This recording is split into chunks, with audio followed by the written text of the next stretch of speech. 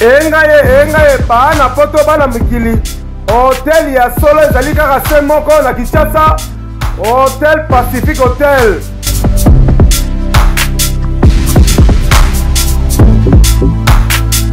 Ezali na balabala ya kitoko Kabamba Wangata, précisément na avenue Luvungi numéro 146 na commune ya Kisasa.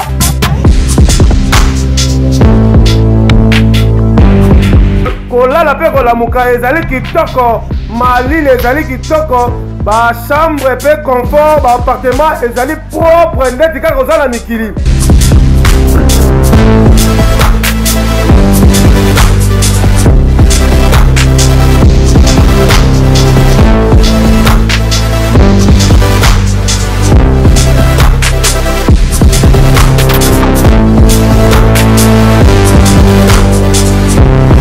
Kuna kolia cuisine africaine, cuisine européenne.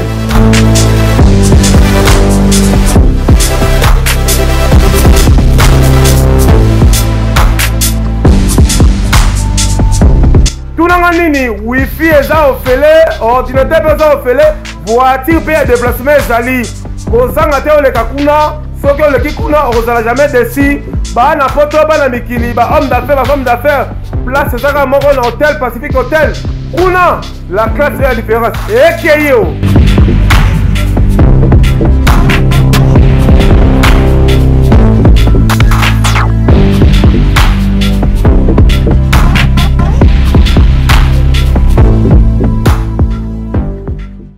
Bonjour très chers internautes de la www.bancatv.com.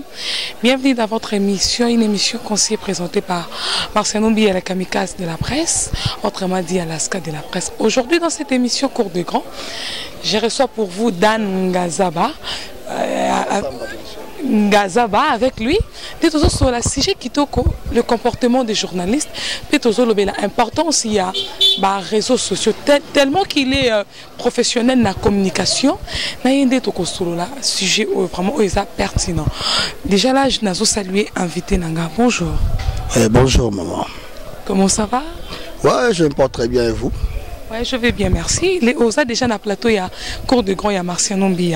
Donc, préféré, il y a un peu qu'on s'est présenté devant internautes, puis il y a une émission Cours de Grand. Oui, moi c'est Dan Gazamba, bien sûr, mes proches, on a plus 55 business. Et, oui, je suis dans les journalistes, dans la communication aussi, mais dans l'événementiel aussi, on me retrouve. Donc, je suis un peu un touche-à-tout, quoi. La télé nous a permis quand même de nous frayer d'autres chemins aussi. Donc tantôt on est à la télé, tantôt on est derrière la caméra, tantôt on est dans le montage. J'ai fait un peu le tout à la fois, donc ravi aussi. Ah oui, Naza, sûr que vous comprenez déjà présentation, il y a invité Nabiso. Tous le comportement et ma journaliste, il étant que cas, puis aux alaki na métier, aux continuer toujours aux ala. Bah besoin sur les camins na internet, tous au monde na kofinga na ko l'accent ramanzoto, il étant que professionnel ou kokolobani. Moi je pense plutôt c'est un mauvais usage d'abord. Il y a Eloko. En fait, l'internet en soi n'est pas mal, n'est pas mauvaise. L'internet, ils ont facilité bisous à Bilo Kebele. Tu vois, aujourd'hui, si on regarde très bien, les gens communiquent plus à partir de l'internet qu'à partir de la télé. Exemple, du côté à publicité, en termes rien qu'à publicité et marketing. Les gens vont promis qu'on ça la marketing plus l'internet parce que à 90% de la population congolaise va plus plonger sur le net qu'à la télé comme ça. Voilà, ça permet que produit s'écouler, te le guetter, commenter le cueillir, ça c'est déjà une bonne chose. Ça c'est le côté positif. Mais le mal mené c'est que tout va commis ce qu'on utilise pour ne pas faire na non propre. C'est-à-dire, mutu a un problème là moi sinae, ton alikangone akala et puis balance tout. Moi je pense que c'est une manière qu'il y a éducation aussi. Tout part aussi de là. Parce que tant aujourd'hui, excusez-moi le terme, mutu a mal éduqué. Au PC téléphone à salle là. Eh bien, on sait là, on partant plein d'éducation là. Donc ça va de pair. Alors, c'est ça maintenant le problème. C'est que l'on est comme si à niveau il y a journaliste, comme un niveau donc il n'y a plus maintenant l'intimité. Tout est bafoué. Nalingi na yeba yo oza journaliste na style yo zoya nango ya kisérieux wana ke oza intellectuel otangi classe est-ce que na ndenge internet comme une vitesse c'est simba.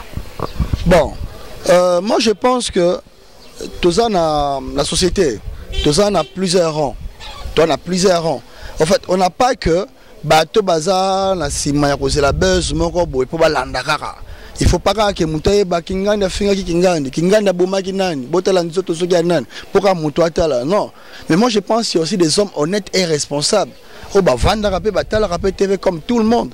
Moi je ne pense pas que un député ou un ministre ou bien quelqu'un issu d'une bonne famille a revendre à son internet pas qu'il hôtel à X à finga Y. Non, il n'a pas ce temps-là. Et puis je vous dis, il n'y a pas tout le monde qui suit par exemple les youtubeurs. Je vous dis la vérité, à Kinshasa, il n'y a pas trop de youtubeurs. On a plus battu Bazaka. Il y a un peu plus trop. Au monde, vu, tu verras qu'ils ont plus maximisé parce qu'un Kinois, un Congolais s'est dit, ah, Nakota YouTube, tu vois un peu ça. Donc, moi, je vous dis vrai. Donc, ils ont Nakati Otedan, na nenge vraiment au talaka. Tant aux autres journalistes ou internet, nous vraiment on dit marqué à ça bien pour moniquer à Zali ko promettre à la journaliste. Bon, c'est vrai que vous avez moins épilé, mais Nathalie, deux fois je me dis bon, pas mal même toi là, j'ai plusieurs fois suivi tes liens et tout, c'est bien bon parce que au la système à l'internet, ils ont raté pour un musicien, il faut la polémique, mais il faut aussi un sujet, il y a tellement bien, ils ont permis de faire que Mouto a l'appel lien, il dit ok, je vais essayer de comprendre quelque chose là, attirer peu moins les sons. Tu auras bino peu bois mingité, ils ont mis sous peu bazar par-ci par-là, tout à l'heure de 30 ans, mais bois de mingité, c'est ça le problème. Parce que le reste est au Atikaliwana, bazar plus qu'Agana, n'aya boumagi nani, n'a la finga ginani, je vois. Yo oza otangiango oza na style plus ya qui sérieux, tu veux que oza intellectuel mais na ndenge vitesse sur l'internet na ndenge sko ya qui intellectuel. Est-ce que basi pensa baro chopeka parce yo take boga bon omoni basi moi c'est la mbala qui toka qui parle moi c'est la nega mbala so mbala qui toka qui tobo il faut nega kolongwana moi voyoutisme moi ndam, tu vois, moi voyoutisme moi ndam de mabe. C'est vrai que on n'est pas obligé kaka il y a koleka na TV au micro na yo bandi nani tokoyamba nanyo, non, c'est pas un problème, mais aussi kolobano créer thématique no bien. Je vous dis un peu toujours exemple confrère Nabiso si on peut le dire, Paul Mukendi. On suit ses émissions, c'est un intello, hein. Quand tu suis, tu as envie d'y rester encore.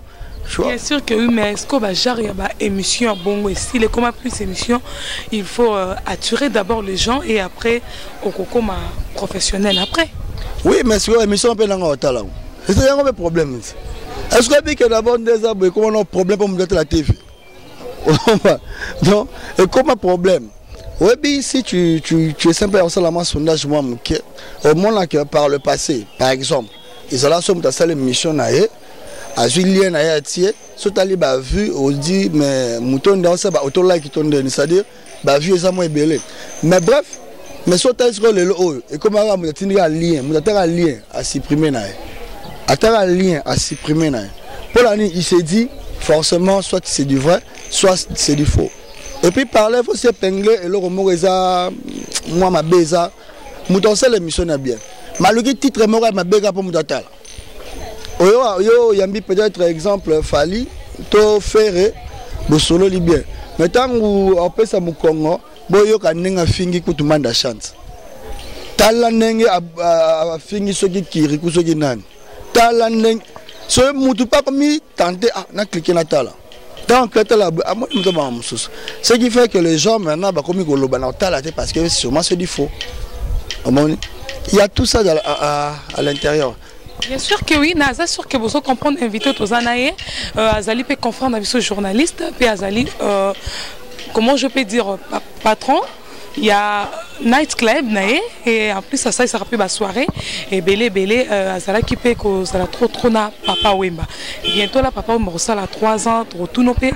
Et là, on y a un ici pour papa Wemba. Parce que vous allez un événement et belé vraiment. Ce que tu as à faire photo sexy, à faire vidéo sexy. mikolo est commis un peu en vogue ce qui que olingi qui va confirmer vraiment na mobile na soit na moi na que linga kai faut ça les vidéos sexy et photos sexy. Est-ce que vous êtes d'accord na? Bon, le problème c'est que ba fille belé ba un peu naïve.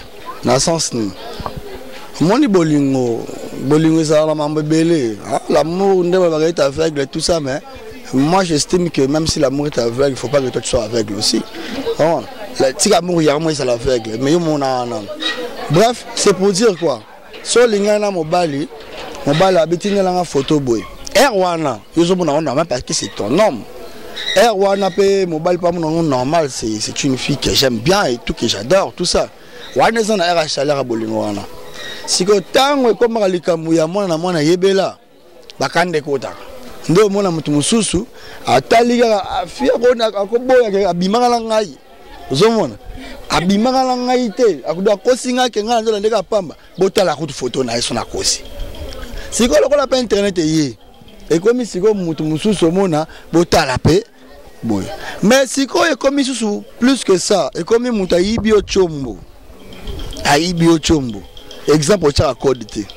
A côté à taliboye, tala ba photo na yo nyoso kanga so ki mobile na o mikanga. So ba ça les angi. Atiki na Facebook après à réinitialiser le téléphone. Donc c'est pas mal entre bino na ndenge na bino, mais c'est dangereux quand même parce que on ne sait pas entre les mains de qui ça peut tomber. Ça on zo mona ba fille mususu, nan to mona bango te mais to mona ba nzoto na bango va bango. Donc avant mon aïe, mais dans mon anzoto naïe. Au mon aboye, ce qui est pire encore, si n'a pas journaliste. Au mon journaliste qui ngandi. Au mon journaliste qui ngandi. Avec les systèmes chida. Bon, c'est et ça ne vous bouge pas makasi. Parce qu'il faut savoir aussi na ils en a TV, ils en a internet, bah parvenu peu bazar. Voilà. Mais le journalisme. Journalisme, ils ont la déontologie dans le.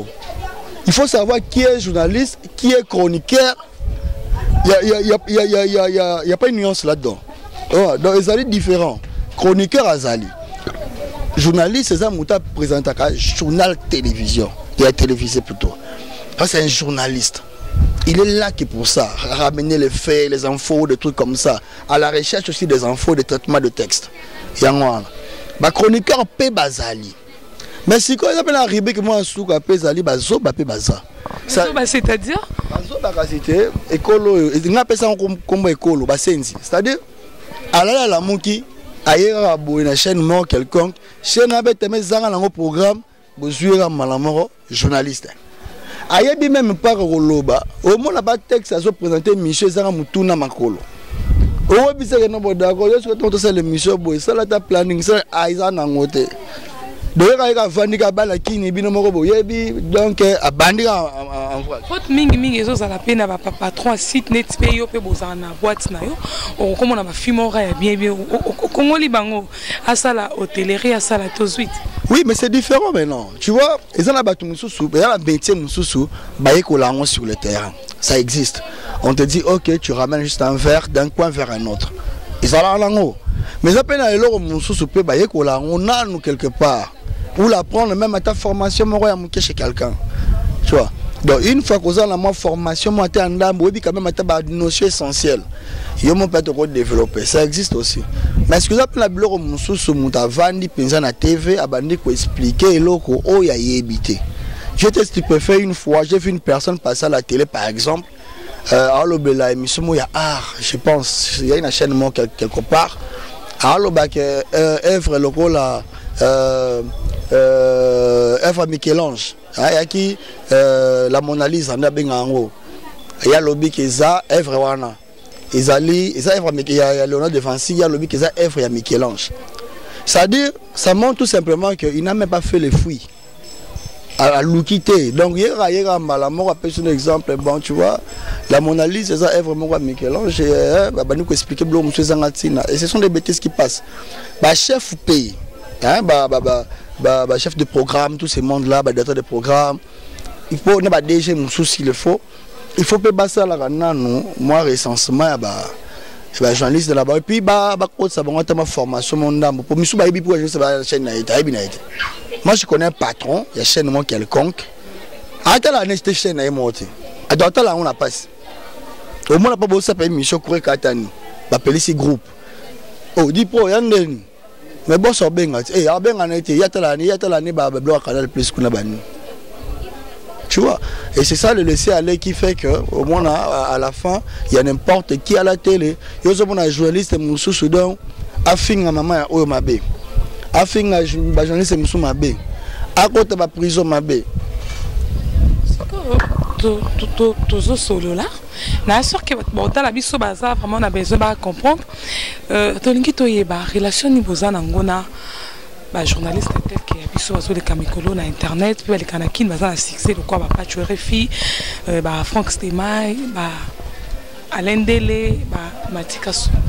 Bon to sola biso so bien Mati wala masa la ngai wa masa to kutala na bato bele wala Franck Stemay ko to na to beta na bia awa mais mambo to la musique la police aki to beta na bia et pas ça awa na police aki la ngai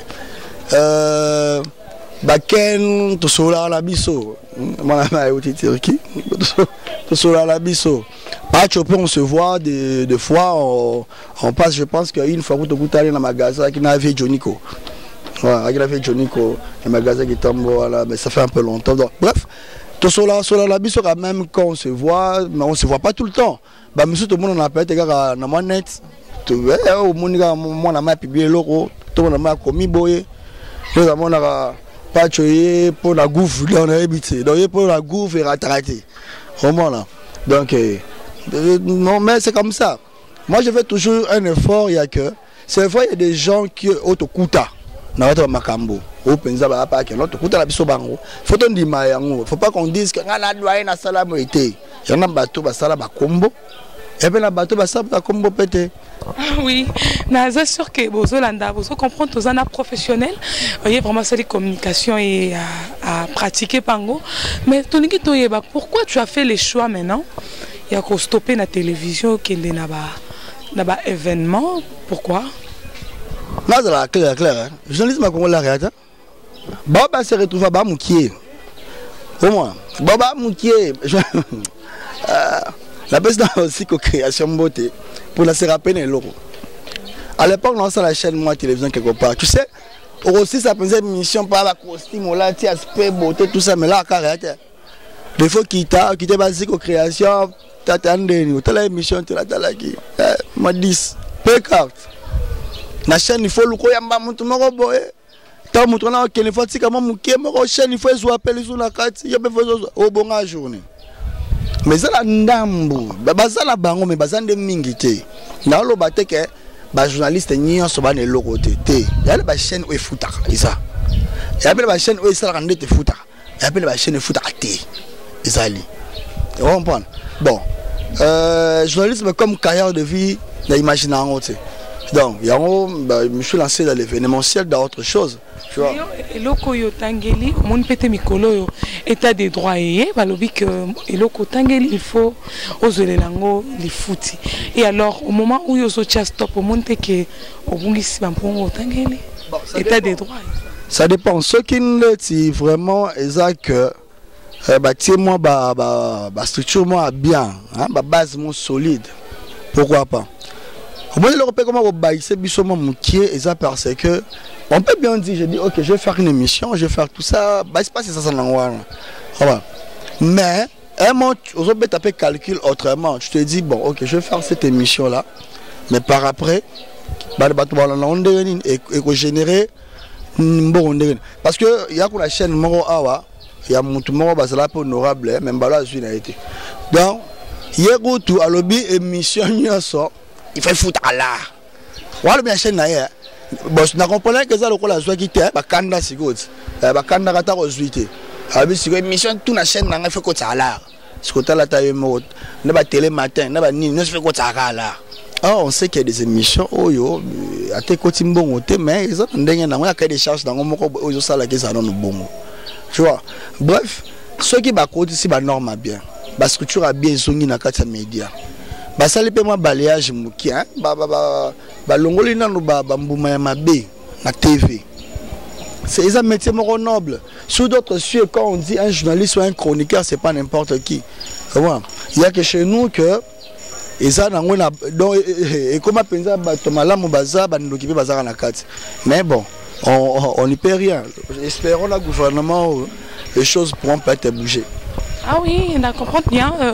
N'engé invité dans le bina, si vous pouvez comprendre. Donc comment la personne a souka parlons un peu na Bambia Papa Wemba. Bientôt là 3 ans.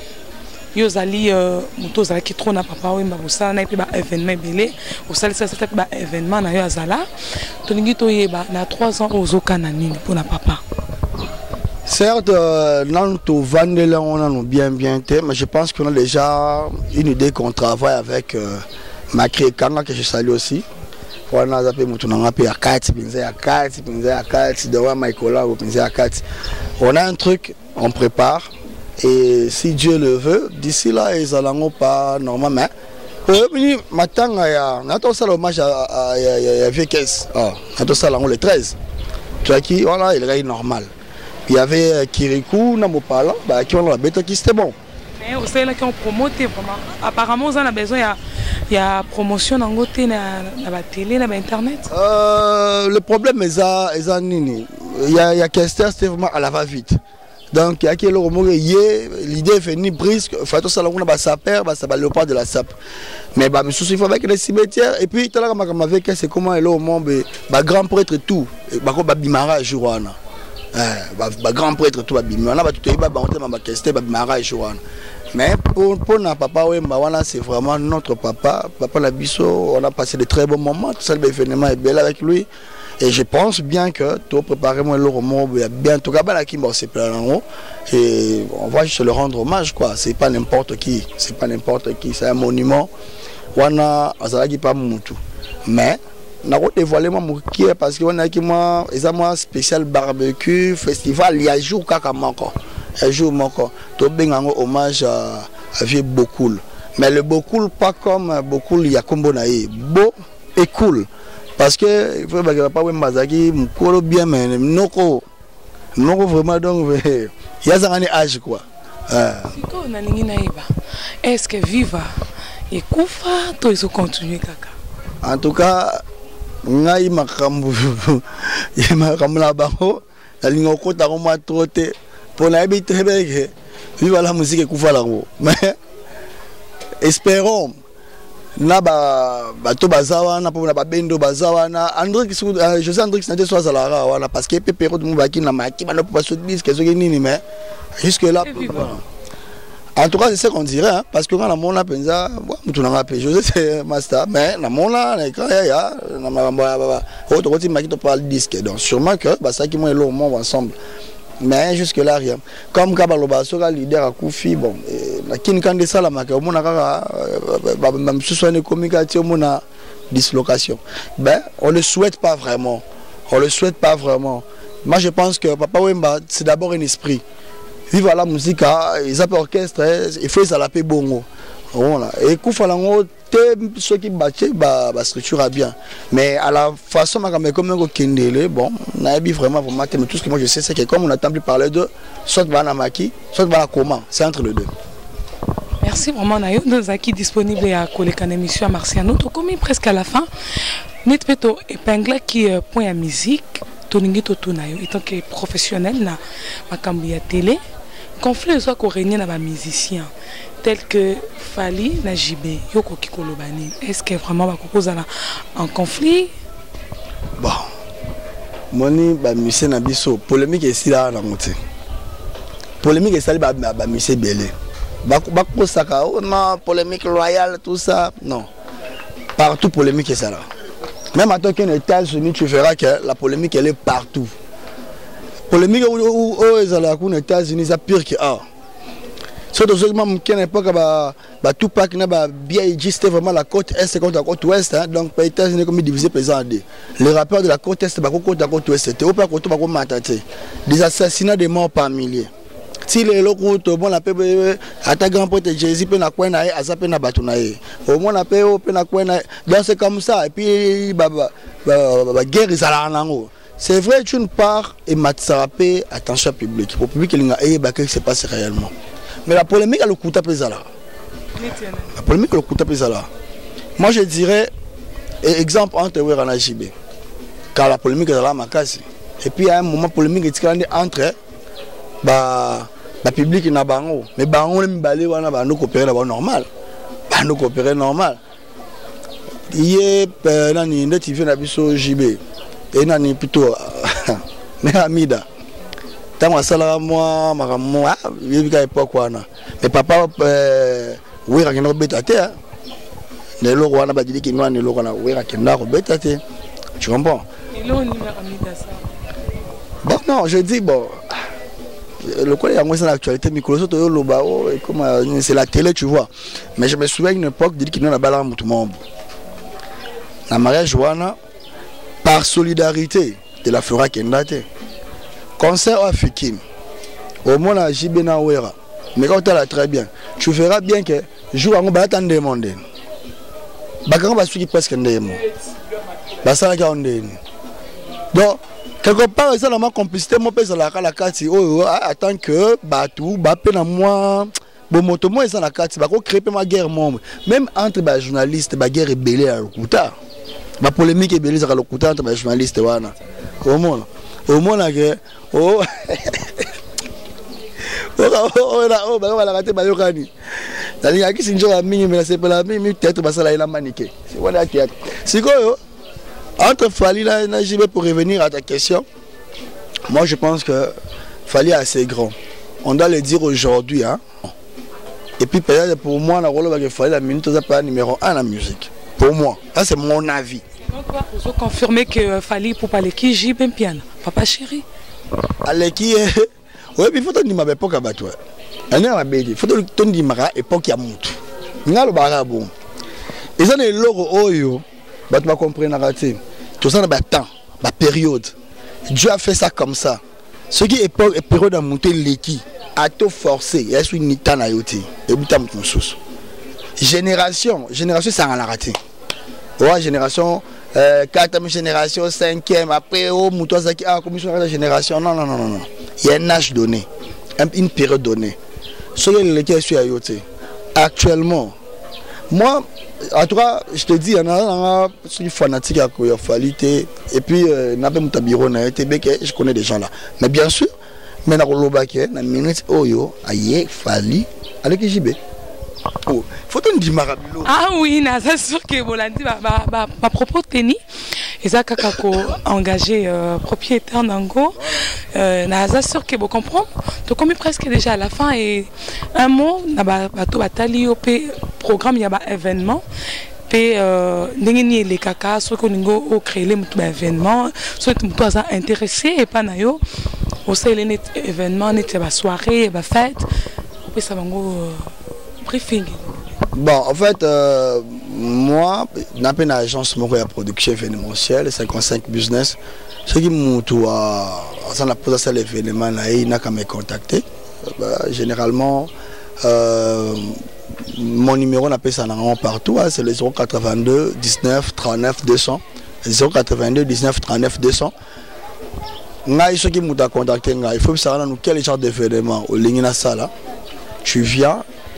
Solo li na bandi ko lakisayo so polique na pesa ngo intitulé na seule faisabilité j'ai des gens pour ça si tu n'as pas de sponsors na ebani quand même na ba sponsor rebelle oyo na kotanga ba komba baté pour ne pas faire la publicité na kila lokelo pe bango c'est comme ça et puis évidemment nous salami qui to connaît l'engagement mon senti ba remonter c'est l'événement de grande envergure mais sinon pour cette pour ces mois qui arrivent.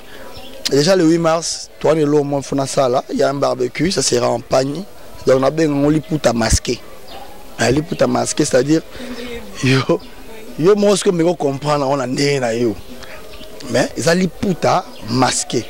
Je me souviens il y a très longtemps, dans cela là liputa manko swag. Ils a liputa manko kaka. De tout ba kotaka ba la ta liputa manko.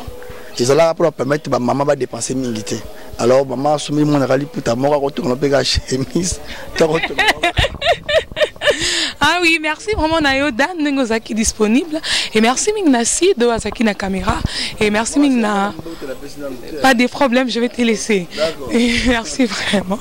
Et merci Migna Bino Zalaki Kota la Marcianombia. Et Nasengi Kebo s'abonner Belé na Banca TV. Et merci Migna propriétaire Yassit Nabiso Banca. Et beau s'abonner vraiment que ça l'a bien. Et Clara Kalombo la crème des bandales. Et merci Migna Franca Kifuka ko na Londres. Beauté Migna bienvenue et bio. La motivation toujours de Londres. Honorable Papi Zila. Honorable Papi Zila. Tant que Zali et ça lui vraiment bien ma cassie. Et bah Beauté na Wilfried Bopili Ngambé à Londres. On a tellement que tu as trop parlé. Et aujourd'hui vraiment il a dédicacé yo Bambote na yo et Bambote mingi na Abegandongo le meilleur de tous les temps et tu es vraiment le meilleur et Rizibula et gros bisous na yo Abraham Matingu 3 fois temple Bambote pe na bato ozotala yo on peut s'élever hein moi mingi ndeti na Londres on attend le bilan de la Canisi donc Gypsy Concordance on a pas mutu na kati na bika Nicolas à Paris donc Gypsy, Concordance, moi c'est Pembe, Mambote Belé, Nicole Vangu. On a besoin de Moutounangaï, Nicole Vangu, à partir de Panama, donc Mambote Belé. On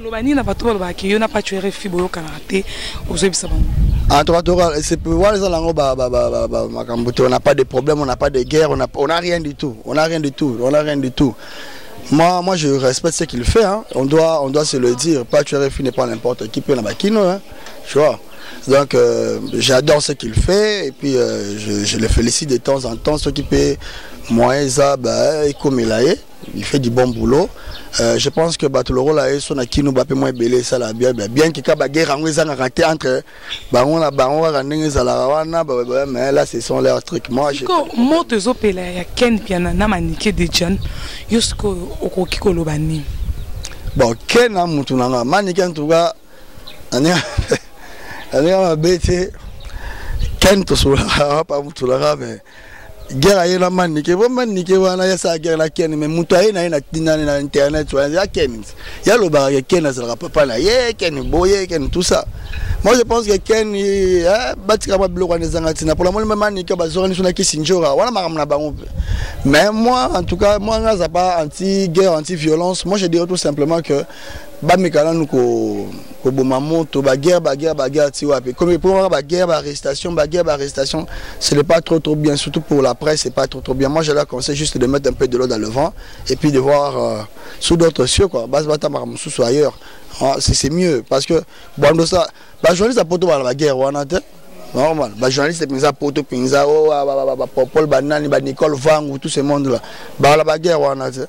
Donc, ce n'est pas bien.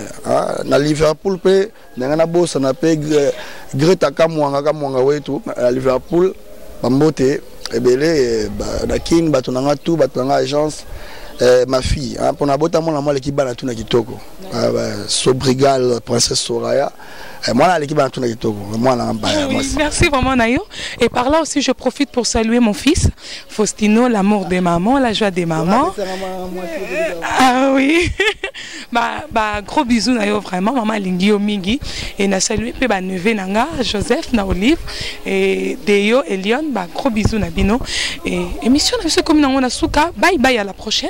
On a tout écouté une simana. C'est sûr que l'événement a organisé pour na papa Weba. Beaucoup vivre en live Chikito Mushashino, papa GG Kalonda. Bon, on est déjà un yo. Azaka lobo comment quand on s'est bien comme belé pour et ça la vraiment bien. Bye à la prochaine. Qu'est-ce qui sombe Marciano Mbia au vivre en live. Bye.